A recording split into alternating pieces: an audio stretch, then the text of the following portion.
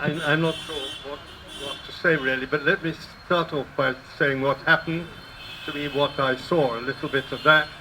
Um, I was standing on the Manas Bhavan roof and I overlooked the place where the ceremony was meant to take place, and everyone was going on in a quite orderly manner, and suddenly a lot of so-called Karsevaks broke into that area, started attacking the press, breaking cameras, and behaving in a thoroughly indisciplined manner.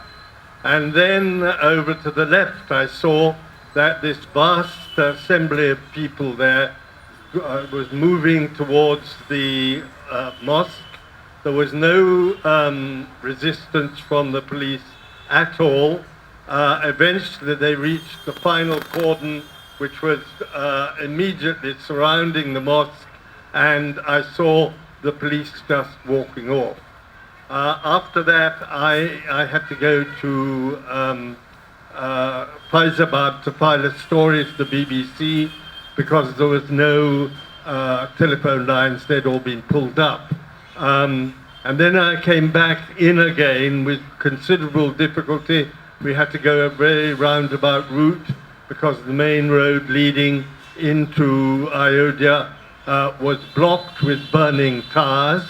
And I saw there a convoy of the security forces which had turned round at the burning cars and gone back. They'd made no attempt at all to lift or the burning cars or get out. Anyhow, I got in eventually, and then inside I was within the area of the mosque. I was surrounded by Karsevaks, some of whom wanted to beat me up, others of whom argued that the BBC was a well-known organization and it would be very bad for them. So I was, they compromised and locked me in a room of a dharamsala, and I was with some Indian journalists, including the then editor of the Jagran, and the Karsevaks told them to go away, said they'd done no wrong, they were not worried about them, but they insisted that they wouldn't go away until I was released. So they were then locked up with me, and eventually I was released by the Mahant of a neighboring temple who heard the news and sent someone to order these Karsevaks to let us out. So what was the impression I had? Well, I would like to stress 2 or 3 things. First, as you've heard, the central government was committed to protecting that mosque. There was a huge presence of security force parked in Faizabad, but absolutely no effort was made to save that. What was particularly disgraceful is that the authority of the government had completely collapsed. In fact, there was no government in Ayodhya that day. There was one man, I remember, the SDM Ram Leela, who stayed inside. For the rest, no police, no officials, nothing. And the Karsevaks had complete control over the place. So collapse of government. The second thing I remember particularly was the obscene slogans being shouted against Muslims. I wouldn't repeat them here, but they were, I can only say, utterly deplorable. The third thing, of course, was the violence of these people. They were completely out of control. I would say they were not in control of themselves, actually, but there was a complete violence going on as well. And of course, it was impossible to see exactly what was happening at the mosque because I only saw the beginning before I went to Faizabad, and when I came back, I was spent most of the time locked in this dharamsala. but it was obvious that there was a war against the press. One of the reasons why they were so angry with me is because they wanted the news not to go out, because they were afraid that if the news went out, then the authorities might take some action. And that's why they declared this war on the whole press. And all my colleagues here, I'm sure, will bear me out about that. And obviously,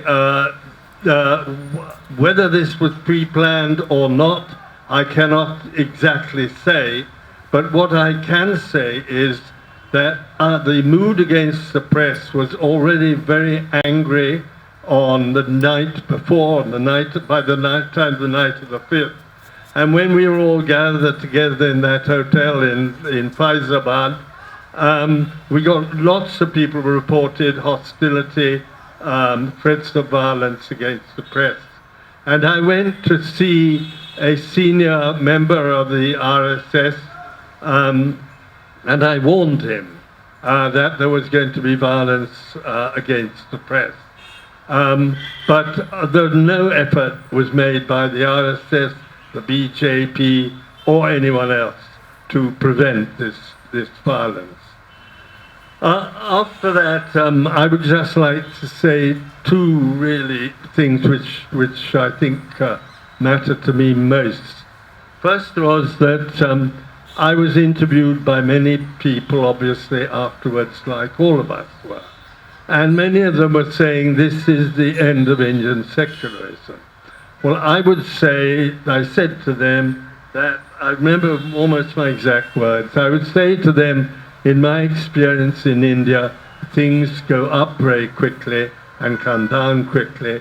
And I would also say India has a very, very strong and ancient secular tradition, and I do believe that it will overcome.